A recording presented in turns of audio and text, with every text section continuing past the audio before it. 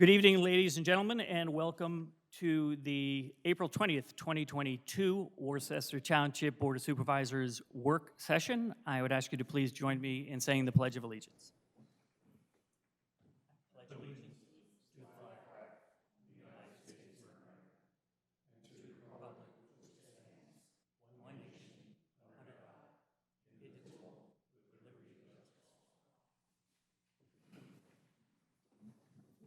My name is Rick DiLello. I'm the chairman of the board. To my left is Lou Betts, who's our vice chair. To my right is Steve Quigley, who's our third member.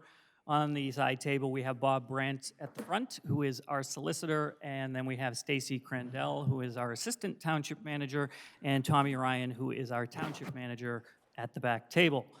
First and foremost, does anybody have any informational items for the board tonight? This evening's meeting is being video recorded for rebroadcast. Thank you, Tommy.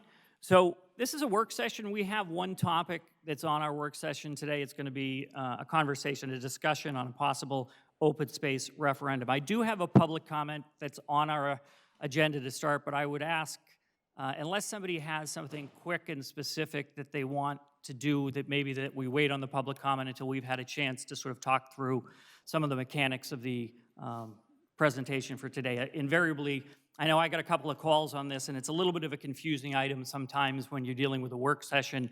Ultimately, as a board, we can't discuss something like an open space referendum privately. We need to do it in a public forum. So the work session's an opportunity for us to dialogue on that. And then for folks who have been here before, certainly we strive to sort of get through our piece so there's an opportunity for the audience to participate. But one thing we do try to protect against is 6 people take 5 minutes, and then all of a sudden we've got 10 minutes left for the board to talk about it. So I'd ask that maybe we pause a little unless somebody just has a quick comment they want to make. I'll certainly allow that, but if people are okay, maybe we could just get into the meat of it. Perfect.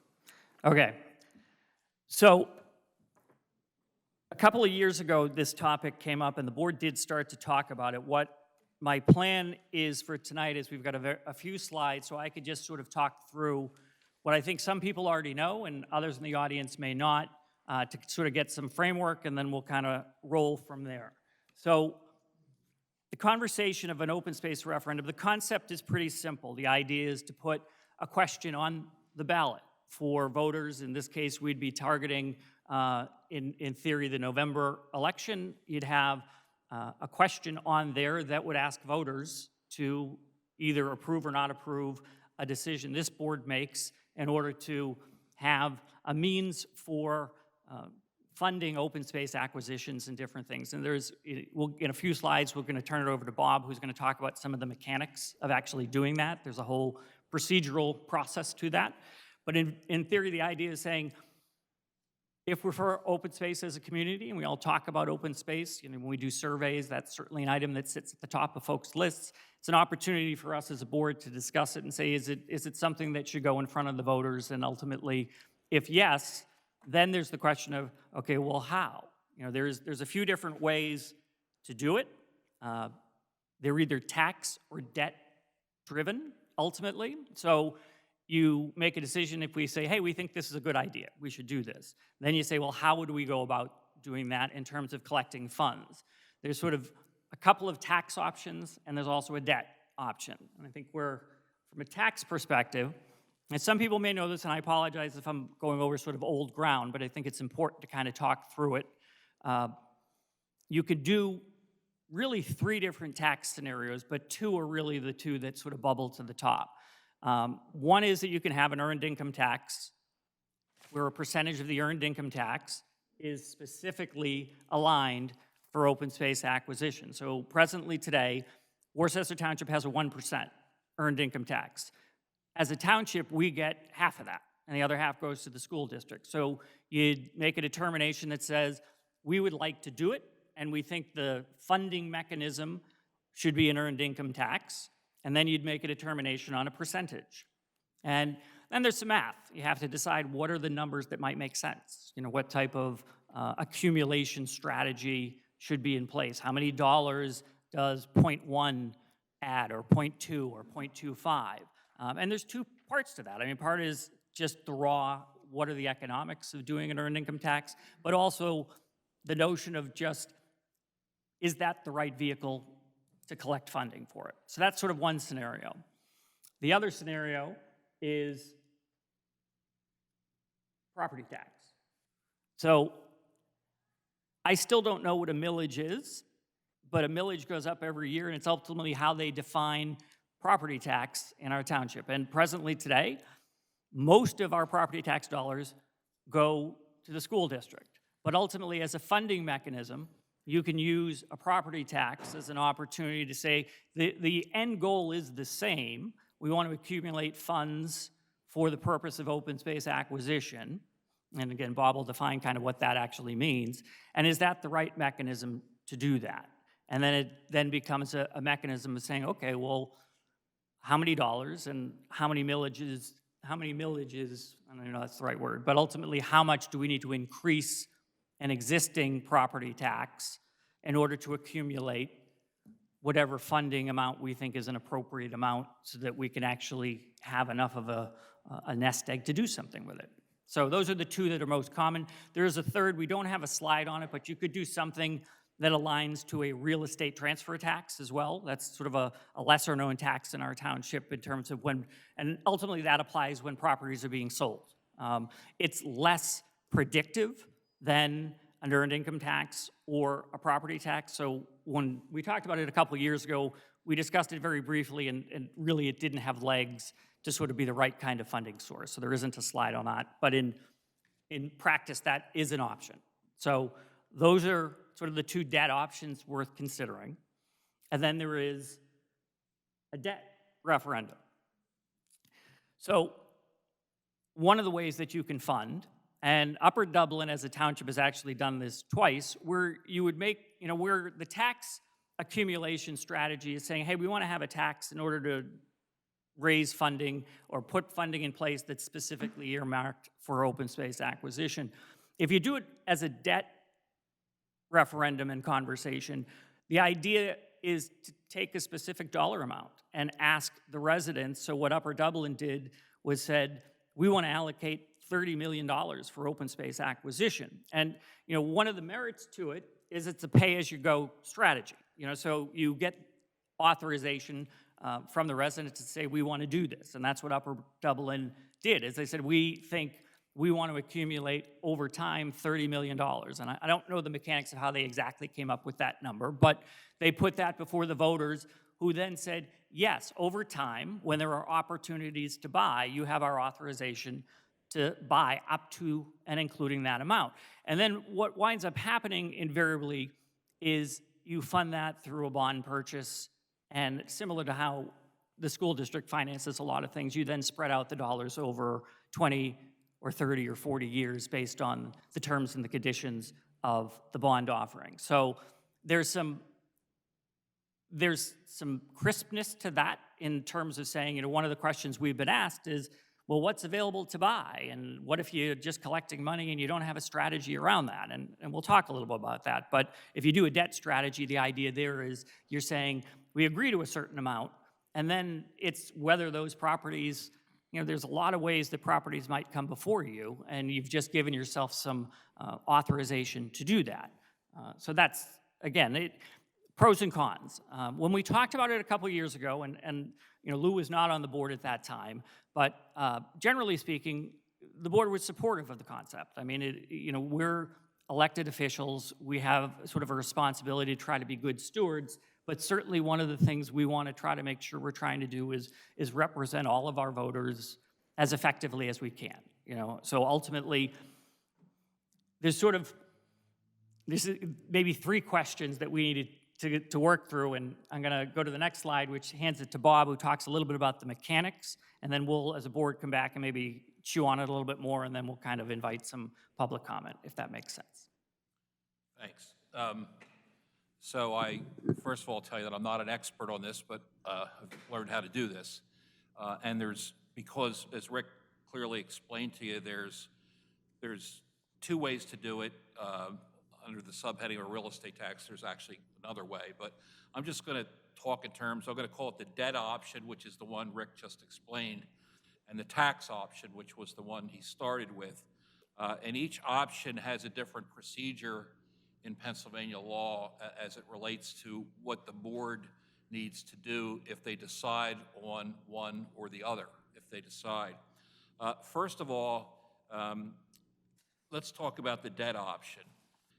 The board has to adopt a resolution for the debt option, which is, I'm going to call that the Upper Dublin model, right? The debt Fair option. enough. The pay-as-you-go is the debt option. They have to adopt a resolution, and that has to be done prior to September. They have to have they have to certify the resolution. The resolution would say something like, we authorize to proceed in this fashion. I don't have one drafted at this point, but it would, a resolution say, here's what we want to do. That resolution has to be certified by the board, and a copy of the question, which would be articulated in the resolution, which is how you explain, which would appear on the ballot, that gets sent to the Board of Election. And that has to happen before September 24th of this year, at least 45 days before the election. And none of this appears in the PowerPoint. The third is the notice has to be published 2 times in a weekly newspaper and in the legal journal for Montgomery County. So I think we usually use the Times Herald as our publication, and then it gets published in the law reporter, which nobody other than lawyers read. The first publication, and then there's dates and times. The first publication can't be less than 14 or more than 21 days before the election, which is roughly October the 19th. And the publication the following week, which would be October 26th. And then the referendum would appear on the ballot on November 8, 2022, which is the election. That's the debt option. And again, those are dates and times that are exact and non-movable. There's, if you miss the dates, you don't get to do it November. So that it's important. If the board's going to decide to do either of these two, it's important that they decide this within a shorter period of time than a longer period of time. In my opinion, the board can't keep kicking this can down the road if they want to decide to do that, right? For the tax option, the action would be a notice of ordinance for a referendum published 3 times, once a week for 3 weeks. That deadline is prior to July 19. So if you're going to do the tax option, the deadline's by July 19 versus, I think I said September on the other one. So that's that timeline. There's an ordinance that has to be adopted for the referendum. The referendum has to go to the Board of Elections 13 Tuesdays before the election. So the date is August 9th, that's the first date, and it has to 13 Tuesdays. So I had a really good associate count these days on the calendar today. The referendum on the ballot of the election would again appear on November the 8th, the day of the election, and if approved, the ordinance to adopt the tax can happen, post-election. So their procedures. The important thing for the board is to know the date deadlines in terms of acting. The rest of it is hopefully hopefully the Times Herald publishes it the right day and all those little things we worry about. Both options involve, again, what I'm going to tell you now could happen post-adoption if the board chooses. Both options involve creating an open space or land preservation plan. So the board cannot willy-nilly decide, I want to buy that piece of ground across the street without any rational basis for it. So there has to be a selection process in place. We don't have any of that put together yet. This is very preliminary discussion with the board. And obviously, if there's any of that, if the selection process obviously implies public participation. So that's basically the procedure. Again, I'm not an expert on it. If there's a question that someone asks me, I'm going to tell you I have to get back to you. Because I don't know that I have it all up here. So Bob, I have a money question because that's kind of where my brain starts. And maybe you can answer this one, but I just want to clarify. So we've talked about 3 different sort of funding scenarios, in terms of if we decided on a tax option, ultimately, You know, one of the ways, obviously, to stretch dollars is through bond offerings and things of that nature.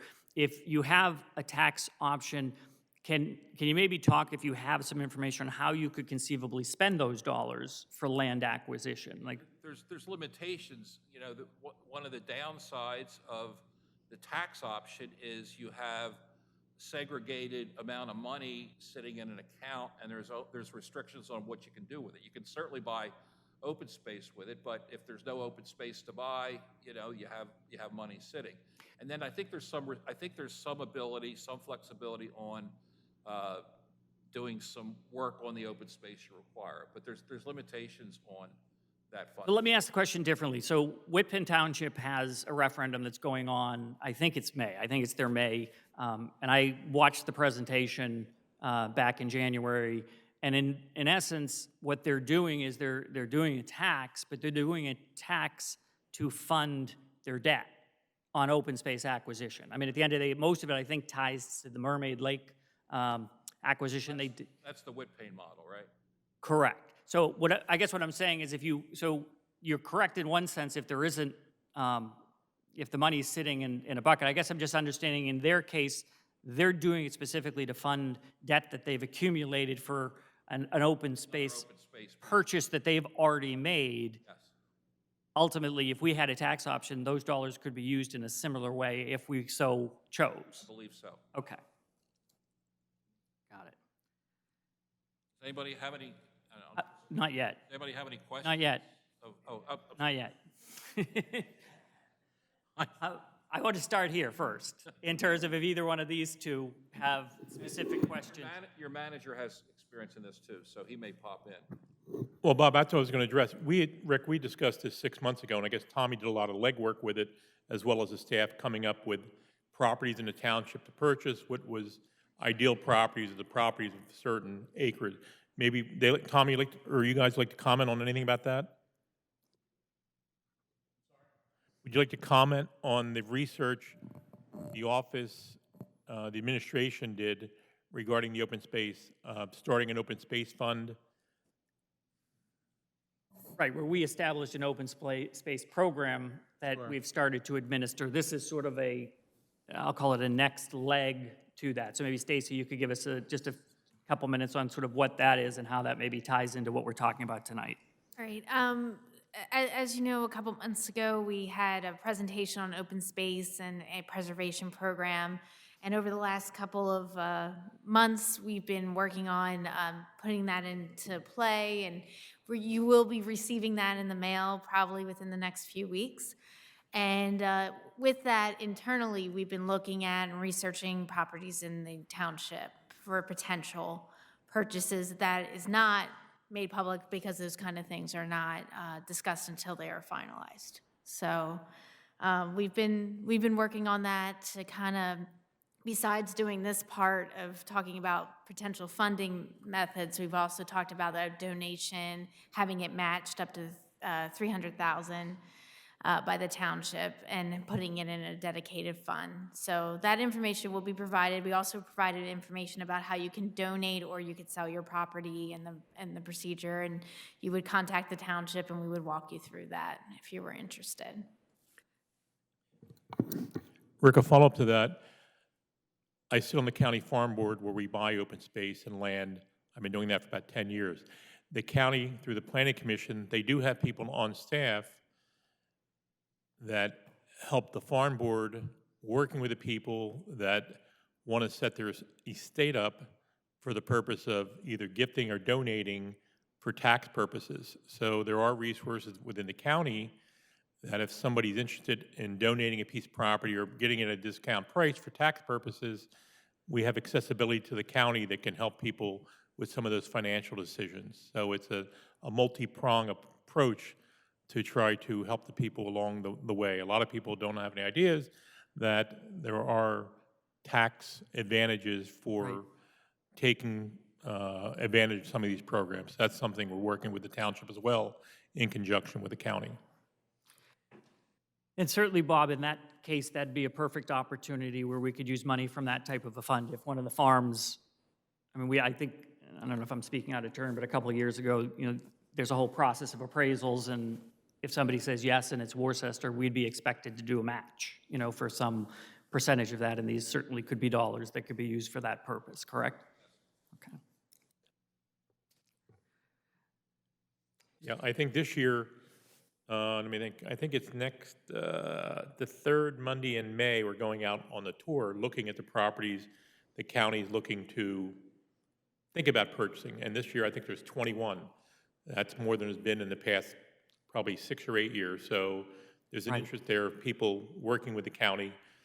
And the way it works is the county will give a certain amount of money and they come back to Worcester Township. We don't have those numbers, but in the past, maybe Tommy would have that somewhere, but maybe not for tonight, but we have spent millions of dollars already of township money, either matching the county's money or the state money. Worcester is one of the few townships. We've done it consistently, and Franconia Township, I can't think of any other township that has done that. We never turn anybody down. Worcester has always been very good about matching the money or giving the 20% that the county or the state asks for. And Franconia Township does that, but all the other municipalities in the county, I don't think anyone has stepped up to do that. Right. That's very true. I know we talked about it. One of the things we've said as a board is ultimately, we're fortunate that we're an affluent community. I mean, that's the polite way of saying is that we have access to funding. We're a fully solvent community. We've kept taxes low for decades to the local municipality because we can, and we want to continue to do that. So some of the conversation is when they ask for money, we say yes, but also just that we have the capability to do that. And ultimately, we don't carry a lot of debt as a municipality. We just went through, we're in the process of doing our annual audit, and they ask a lot of questions about that, and they look at the dollars and how well we spend them historically. But this is an opportunity, again, to sort of allocate for a very specific purpose. One con, and it's important to understand when you start talking about saying, hey, we're going to allocate money specifically for open space, is we are restricted. We don't get to set the price on a lot of land acquisition. So in terms of like what Steve was saying, they do appraisals on the farms, and if the homeowner decides they don't want to sell the farm at that number, we can't use that money to grease the skids, if you will. There's no mechanism. We're governed very specifically. The law is very clear in terms of how you can do that. So that's just something to consider, that even if you're allocating money, then there's a process of getting appraisals and that sort of stuff. And that's why, I would say to some degree, that's why there's the idea of having an open space program in conjunction with that, because when you have benefactors, that allows opportunities to be creative or more creative in terms of working together with the community. You're also still bound, don't forget, by the second-class township code, which requires that you can't pay more. There's an appraised value of a property, and if someone wants to go above the appraised value, they can get a second appraisal, but the second-class township limits you to only being able to pay the average of the two appraisals. Correct. So no matter how you fund it, your control is an appraised value of property. You may want something very, very badly, and the seller wants a lot of money for it, but you're bound by the second-class township code. So, you're not a private real estate developer that can go out and buy something for whatever you want to buy it for. Agreed. Bob, you can address the two appraisals. I mean, if we one appraisal and another appraisal, we can only do the average of both. Average of the two. If one comes in at 100,000, the other comes in at 200,000, the most we can pay is 150. That's right. That's we're mandated by that law. So we can't go above that, as Rick and they both said, we can't sort of grease Right. somebody's palm. But when somebody wins in Worcester the Powerball tonight for $335 million, and they decide to buy the property for market value, and then allow us to acquire that property through an appraisal, I think that strategy could be creative. Bob, don't you? You put me on the spot, Rick. But there's different ways to skin the cat, and part of the idea of trying to have a structured program is so that residents can discreetly come to the township.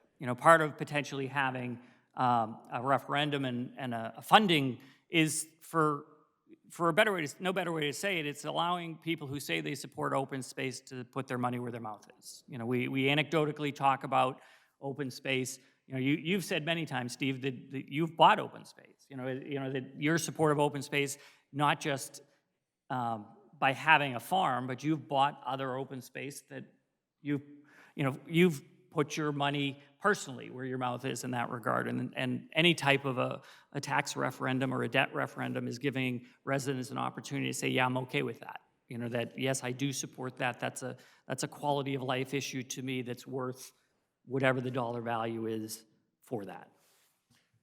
Rick, something else, as you mentioned, is that we want to make people aware in the township that if you're able to, through estate purposes, to donate money, and once again, we get into a tricky situation voting on this item.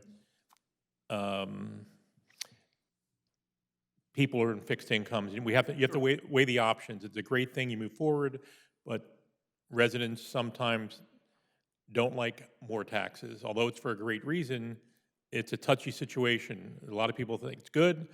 As many say it's good, a fair amount may say bad. That's the purpose of putting in a referendum, to really find out where it goes. But as I said, working with the county and the township, we're going to try to encourage people to make gifts. You know, instead of buying that shore house or mountain house and you're really concerned about something, it's always good to use other people's money. But we're trying to encourage people in the township put some of their own money in the kitty. You know, it's easy to spend, as I said, other people's money, but Sure. let's try to encourage people in the township to make gifts to the township towards the open space when you're doing your taxes or estate planning. You know, we want to try to preserve all the open space we can, and the township has a list of properties that, a wish list. Yep. And I guess that'll come out shortly. But based on some of the numbers we run in the projections, only going with a 0.5% or whatever the percentage we come up with doesn't get you a lot of money. I mean, to buy some properties that are ideal in Worcester, and you can see the property down the corner at 73 and C6 Street. We'd have to go back to the Upper Dublin model at this point and go 20 years projecting to come up with the money to, you know, $20 million or so to buy a property. So at least it's the first step. We're starting the process and to move forward with that. So I'm going to ask you both just one question, to put you both on the spot on just one question, is we've talked about 3 different models of funding. A couple of years ago, I was strongly for the property tax scenario, and my logic at the time was that it's the most participatory tax we have as a community, that ultimately more people pay property tax than earned income tax in our community. So that was sort of the logic I had at the time. I don't know if either one of you just conceptually have any thoughts on that one way or the other, I guess. Well, Rick, I would think most of the people, I don't say the most, the greater majority of the people in Worcester own land. We don't have a lot of renters compared to, that's one of the things we found deficient, and that's why we had to do this overlay district. Worcester was found to be deficient in apartments, and rather than a developer controlling where they put it based on our deficiency in apartments that could be rented out, we took the steps to do the overlay district. So we designate where the apartments will go. That being said, most people in Worcester have a stake in the game because they own land, and that's where the majority of the people, other neighborhoods, there's a lot of renters in there, a lot of transient people in and out, and they can come and vote on something, and they're gone in 2 years. You know, they're here for 6 months or a year or 2 months as a voter, they can cast that vote. So to answer your question, I think if we go to property tax, not saying we're going that way, but that seems probably the most logical way to go, where the majority of the people in Worcester will have to step to the plate. Okay. Anything to add on that, Lou, one way or the other? When you mention different Do me a favor, just pull that so we can, when you mention different townships, does one model fit Worcester's environment? I use, when I use the term the Upper Dublin model or the Whitpain model, that it's that pay as you go, and I just called it a model because that's the way they've That's the way they've handled it. So it's property tax? Skipback Township, I believe, and correct me if I'm wrong, Skipback Township has handled it as a tax and not a pay-as-you-go. Upper Dublin does a pay-as-you-go. They're the two different models. So do we calculate 2, 3 different ways of doing this and see which benefits? I don't do the calculation. No, but- That's someone that's at a higher pay grade than me, but you have to figure out the calculation and then figure out, what it'll bear is really what you have to do. Right. Over the long term, sure. Yeah. Yeah, when we did it a couple years ago, Bob, we ran a couple of models to see what might be an average, impact in either case. And you could kind of get to the same dollars either way. I'd encourage, I don't know if Lou was on the board then, but I'd encourage Lou to look at that material and it might answer your questions. Okay. The other thing is, I think before, we're moving in the right direction, but I'll go, the sewer plant, we just redid the sewer, seems like yesterday, but probably 4 or 5 years ago. And there's creative ways we can finance that through funding, through government agencies to get the low-interest loans. And we certainly be aware of that with the rising interest rates. I mean, the interest rates are going up overnight, and you have to be very careful about that. We want to be careful leveraging our debt. So Mr. Ryan will work on that, and he's been working on that, looking for the best option for the county, should be with the county and Worcester, where we get our best bang for our dollar. Okay. Do either one of you want to make any specific comments? I want to open it up, obviously, so the public can contribute. I think we're here to hear what the people have to say and Okay. move forward. So at this point, I'm going to ask for public comment on kind of what we've talked about. I think what you've heard is that we're all generally supportive of kind of what it is. Bob talked about some of the procedural deadlines that we would have to sort of work into the mix, and then there's just some mechanics about what's the right way to potentially go about that. But it's also good to hear, obviously, directly from residents.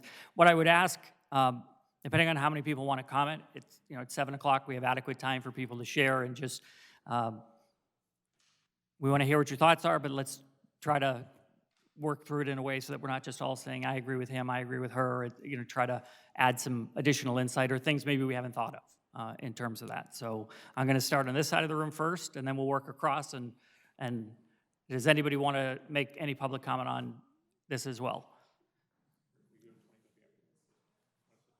Yeah, and just, we'll sort of stop it at 7:25, just so we have an opportunity to get to our, just as people are coming through. I'll try to finish by then. Thanks.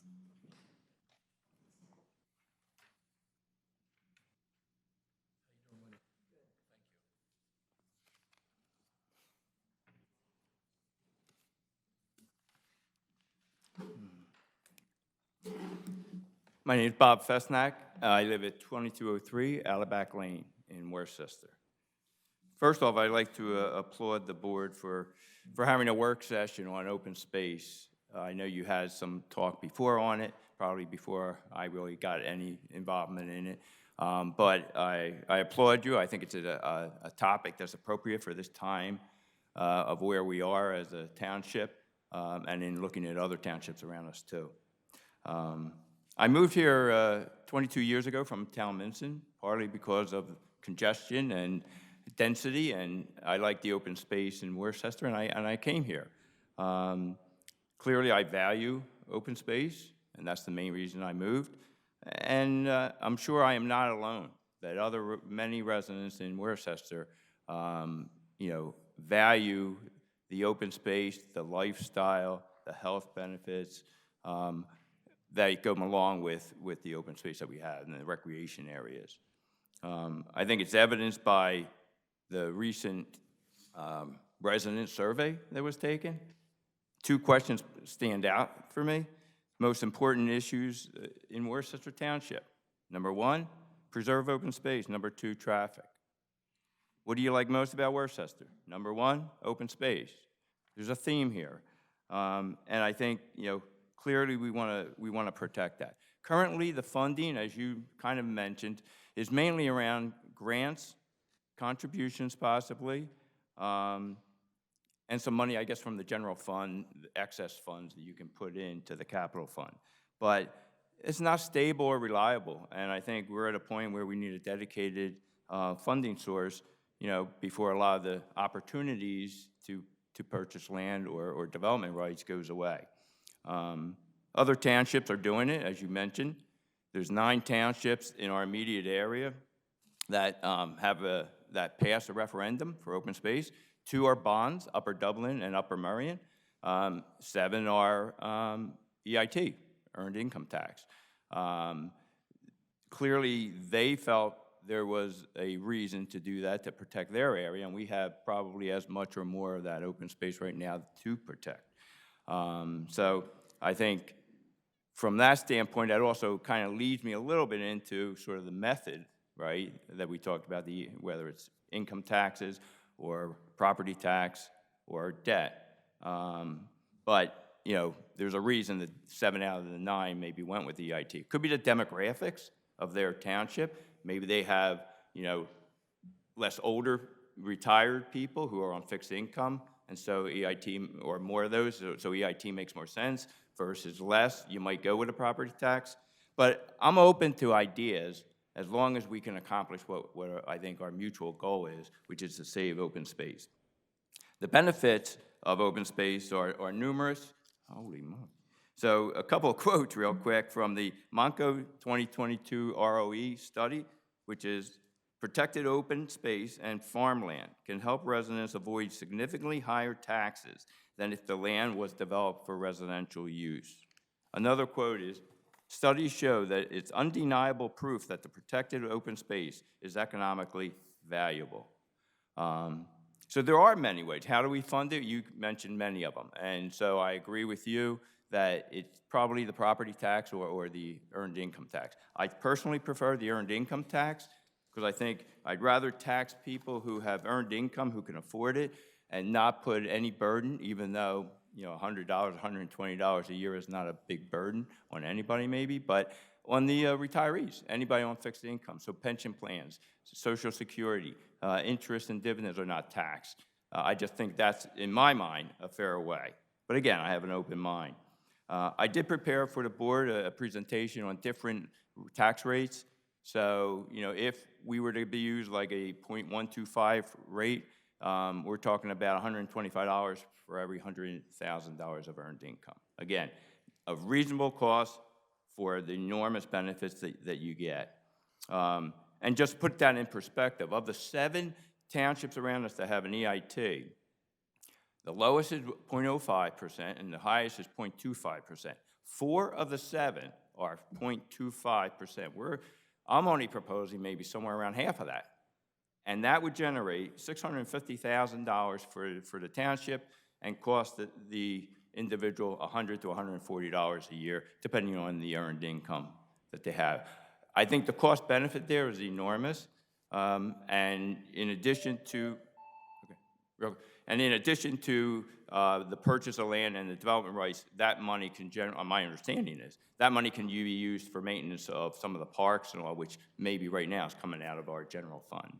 I'll wrap it up with simply, obviously we don't need a decision on what we're doing and what the tax rate is and all here, but I would just ask the board for a commitment that we would move forward to put a referendum of some nature for open space on the November ballot. Thank you for your time. I have a question for you. You said about $100 to $150 a year. What would you think if we sent a letter out to all the township residents and said, hey, you have to pay $100 to $150 a year for open space? What percentage of the residents do you think would send a check into the township? That's a very good question, and I've thought about it for a long time before I sat here. I think the first reaction when you say tax is going to be, no, I don't want any tax. However, if it is not going to the general fund, where a lot of times, you guys know where it goes, they don't know. If it goes to a dedicated open space fund, and we can educate them, which is what we would do between now and the referendum, on the fact that, number one, you know, here's a statistic that may weigh in our favor for that. In the 2022 Monco study, recent study, they said if you live within a half a mile of open space, your house is worth, the average house in Montgomery County would be worth $11,000 more. If you live a quarter of a mile from open space, it's 4.4% increase in value. So if you have a $400,000 house in fair value, in theory, you're going to sell it for $17,000 more. That covers a lot of $100. And so I think from that standpoint, there's clear that the third party, the buyers of these homes, puts a lot of value on open space. We should do the same. Fair enough. Thank you, Bob. Appreciate it. Thank you. Staying here on either side doesn't matter, but does anybody else wish to kind of come forward and make some comments? Bert?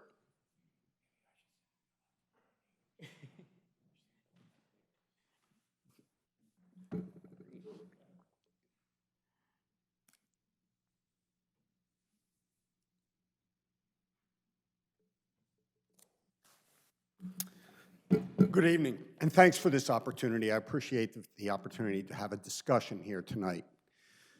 Rick, I've listened for the past several years, and you've talked about the idea of a property tax as opposed to an earned income tax as a revenue raiser for this. So I've done a lot of thinking, and here's what I've come up with. When I think about property taxes, each July, Pat Graham sends me a tax bill for 31 mills on every, based on the assessed value of my property. And it's a huge bill, but I have no control over it. I can go to the school board and complain, and they might listen, they might not listen, but they levy the tax. Each February, Pat Graham sends me a bill, and it has a county tax on it at 3.9 mils. It has a Montgomery County community tax on it at 0.39 mils. And then it has Worcester Township's tax at 0.05 mils, which is actually incorrect on tonight's slide. So if you're going to televise it, you might want to fix the slide. The tax rate on tonight's slide is 10 times higher than what it actually is. As I thought about it, I said, you know what? That 0.05 mils is a sense of pride and tradition for this township. When our budgets are presented each fall, people say, we don't want any tax increases. So I'm saying don't touch the township tax. But what I am going to say to you is consider adding, and being totally transparent about this, adding an open space tax that would appear on that February tax bill, along with the county tax set by the county commissioners, along with the tax rate set by the county commissioners for the community college. And if you look at that community college rate at 0.39 mils, based on an average income of, or a property value of about $300,000 in the township, because I believe that's what the number is, that tax bill is about $120 that we all pay to Montco. And ask yourself, when was the last time anyone came in here and complained about that tax? You don't hear any complaints even in the newspapers. People say, Montgomery County Community College, great idea, we should support it. I say to you, we should support open space at the same level that we support Montgomery County Community College. And I'm suggesting to you that a property tax, an open space property tax that goes on that February bill but is not tied into Worcester Township's tax rate, but a tax rate based on whatever the county commissioners set for the community college, and that gives you a built-in escalator each year. Not much.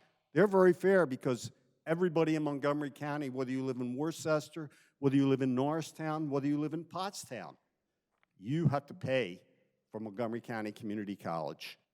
So they're very careful about escalating that. It goes up a little bit each year. But it's a way to do it, and you were asking for ideas tonight, and I thought, I've got to come in here with a different idea. Here's another way to do it. Add a tax. And if you tell the people right up front in a referendum, here's what the tax would be, and Bob Brandt would be brilliant at writing this up for us. Tax rate would be based on whatever the county sets, so it's not any of the three of you getting blamed for setting a tax. And because it's a referendum, it's the people saying, tax us. It's the democratic approach. I think it's workable. And it would generate, and Pat Graham could bear me out on this, it would generate probably about $380,000 a year for the open space fund. $120 a year, and that's just a ballpark estimate for those average properties, comes down to $10 a month. And Rick, you said earlier this evening, there are different ways to skin the cat. Yes, it could be a earned income tax, but it could be a property tax. And it could be a property tax that doesn't burn you for raising our taxes. So, something to think about. Fair enough. Thank you, Bert. Appreciate it. Bert, got a question for you. Go ahead. If we put that on that separate tax thing, but once again, usually, Art Buster always prided himself, Worcester never raising taxes. That way, we've been that way for generations, having that number there. If we do this, as you suggested, and we put that open space tax on it, what would you say if we made it optional? You think only because I know what you said, it's nice to disguise it, but it always comes back, people know we're voting on it. They're not stupid, they can connect the dots as to it, and we'll be the ones hearing it, hey, it's another tax you're putting in, we don't need any more tax. With everything happening in the world right now, what would you think about if it was optional?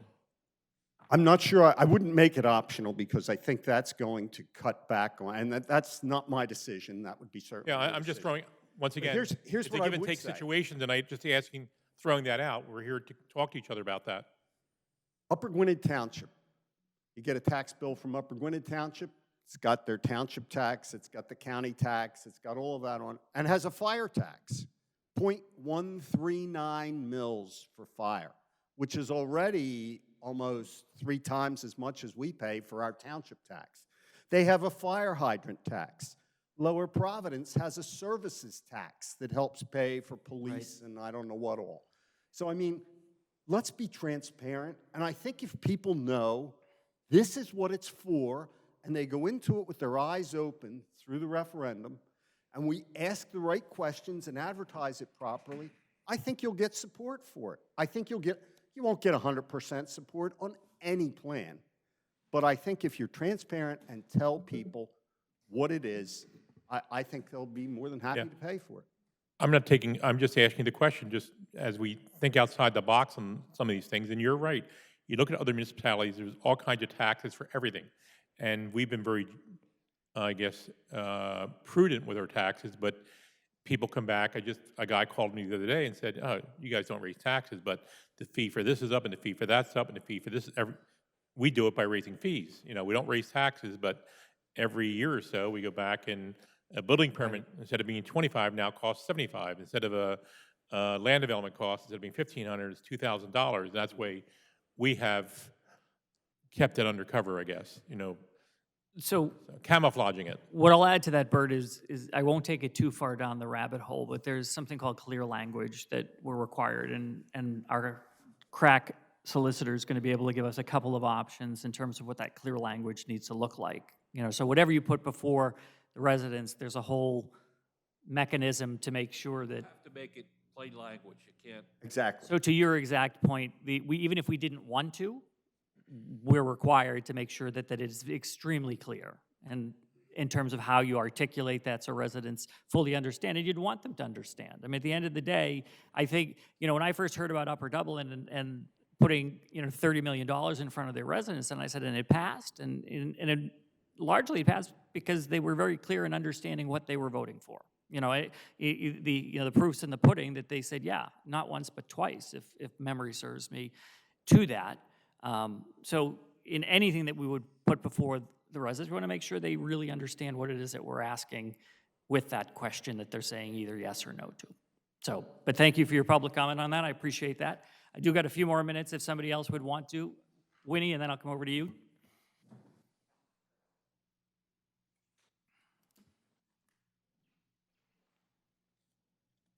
I've got a quick question. Is that flag Hold on. in front of the camera? Are we getting this?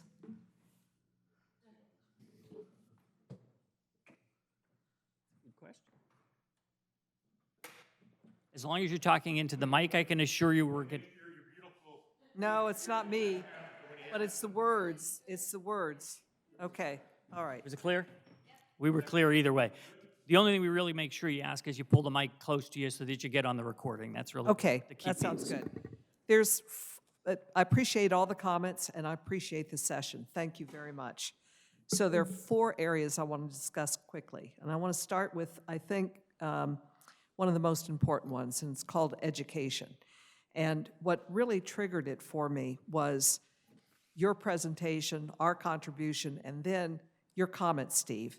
You talked about sending out a letter to everybody, asking them what they want.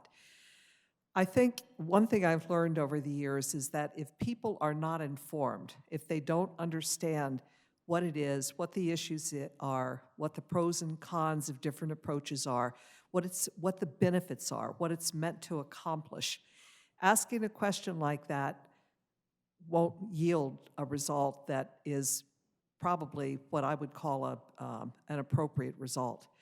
So a challenge for you all. You've read the material on these various studies that have been done on the value of open space, right? You've looked at what other townships have done, you've seen what they've accomplished and so forth. I'd like to ask you all to commit to educating our constituents, our residents, on the value of open space. If we don't educate them, then how are they informed when they go to the ballot box? When they go to the ballot box, I'd like to see them really contemplating, and before in hearings, hopefully there'll be hearings with the public, we've talked about those, Bob has, but discussing what's the right goal? How much each year do we want to add to the kitty? And perhaps it's not that way. Perhaps it's through a bond. But how much do we want to add? What do we want to do with it? And what's the value it brings this township? If we're going to spend more money, what's it to us? What's it to my kids? What's it to my grandkids? What's it to the future? So I think we have to educate. That's number one. The second thing I wanted to talk about is this issue of optional. Optional sounds like it might be good, but we're back in the same position that we are right now with this voluntary contribution. It's not predictable. We can't determine. It's also probably much more difficult to administer. And I think it's one of these things that if we're going to do it as a township, we do it as a unit. That's just my opinion. But, and I'm not even sure you can write a referendum to be optional. I don't know. I don't know. I think it has to be a up-down. I think it has to be up-down too. And I'm not an attorney, so take that away. The third area I wanted to bring up is timing. The timing is now. We have land available. We have situations we're looking at where we're losing property that perhaps we could have preserved if we had a large enough kitty.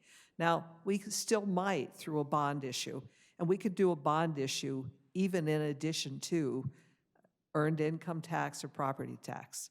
If we had something we really wanted to do that for. We've got great rating in terms of our credit rating. But the timing is now. This election is going to be a major election. We have governor and we have the senator running. We have all kinds of things going on, and by all accounts, the turnout is going to be significant. It's a good time to find out. And the last thing I wanted to bring up is the how. EIT, which is one form of tax, earned income tax, real estate tax, or a bond. There are pros and cons with each of them. My worry about real estate tax is it affects anybody who owns property, even our senior citizens on fixed incomes. I'm a little concerned about that. It won't impact people renting, and we're going to have more renters as we go forward because we've done some things to encourage the development of apartments, as you know. So that's worrisome a little bit, doing a property tax when a certain number of our subjects won't really be paying it directly.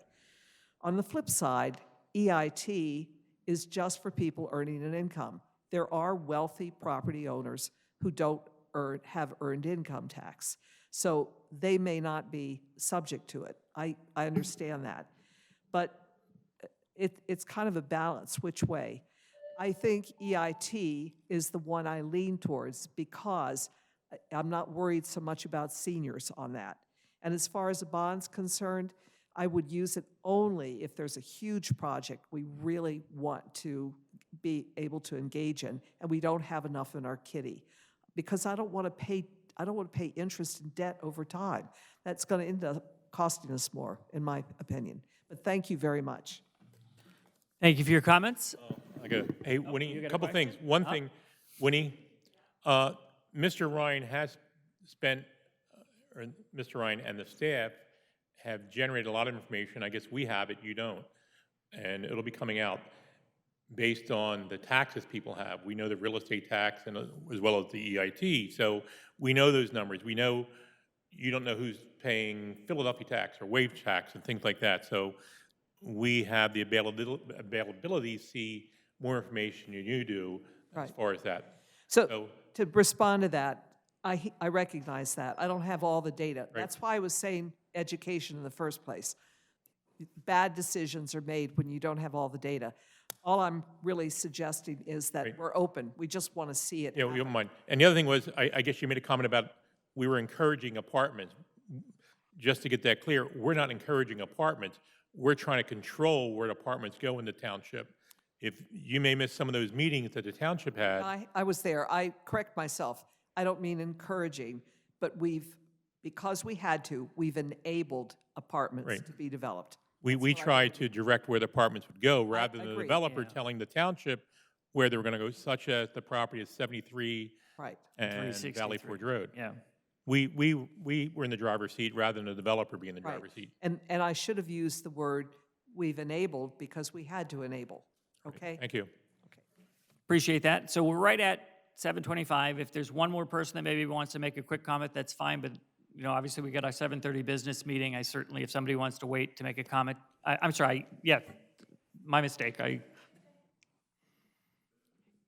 You get to be our closer. Christine Steer, Worcester. Thank you, Christine. Real quick, I do believe that it's time for the residents of Worcester to have a say on open space and funding.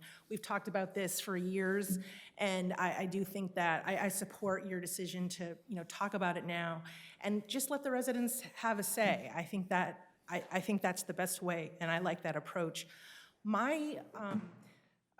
In conjunction with that, I would like to know more, and building on what Winnie was saying about education, I think that, when you think about taxes, my taxes go to fix the roads and fill the potholes and plow the streets when there's snow.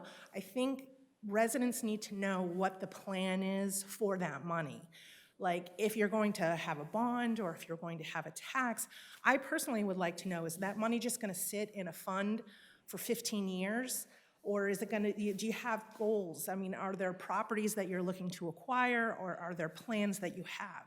So I think when we're talking about a referendum, I think there needs to be some education as to the value, like when you said, the value of open space, but also what the plans are of the township for that money, so that people feel more comfortable if they're going to support it, they know, okay, it's going toward acquiring another swath of land, to create another Hebner Park somewhere. I don't know. It's just, I think that would be helpful to some people to making their decision. So that's. Fair enough. Christine, I agree with you. I think you may be familiar with, in Philadelphia, the mayor and those people got a great idea of soda tax, the sugar tax, right? Right. For the elementary school kids, and that's where all the money's going. As you found out, it didn't go there. It went to the union in Philadelphia. It went to fix their pensions, which they really misled the people. So we're walking very carefully that, and you said about education, it's important. That's why I stress that working with the county, they have people there that can help people with some situation through education. And I was talking about the financial education of people with assets, how they can use them to help, as Winnie said, for generational purposes in Worcester, to keep the land open. There are options there, and that's something the Farm Board does. We make the presentation to the people wanting to do something with their land. There's tax savings if they work a certain way and do it this way rather than that way. So education, I agree, is certainly important, and that communication is there, but Right. And I think part of it too is defining what open space is, because it is for all of us that come to these meetings and attend Friends of Worcester meetings and what have you, you kind of have an idea of what open space is. But there's a whole bunch of us in the township that, what does that mean? Does that mean, we're protecting environment, green space, or are we doing developmental rights? And some people don't even realize that you can do that with money and take, preserve the land in that respect. So I just think there just needs to be more, on the part of the township, unfortunately. You guys are going to have the burden of that, not only explaining, what you want to do and how you want to do it in the way of tax or bond or whatever, but I also think it would be very helpful if you want the support from the residents to explain what the money is, what the purpose is. So that's all. Fair enough. Thanks. Thank you for your comments, Christine. I appreciate that. So we're coming right up on the bottom half of the hour here. So as mechanics, I am going to close the public comment at this point, and I'm going to ask for a motion to adjourn, and then we can roll into our business meeting in just a couple of minutes.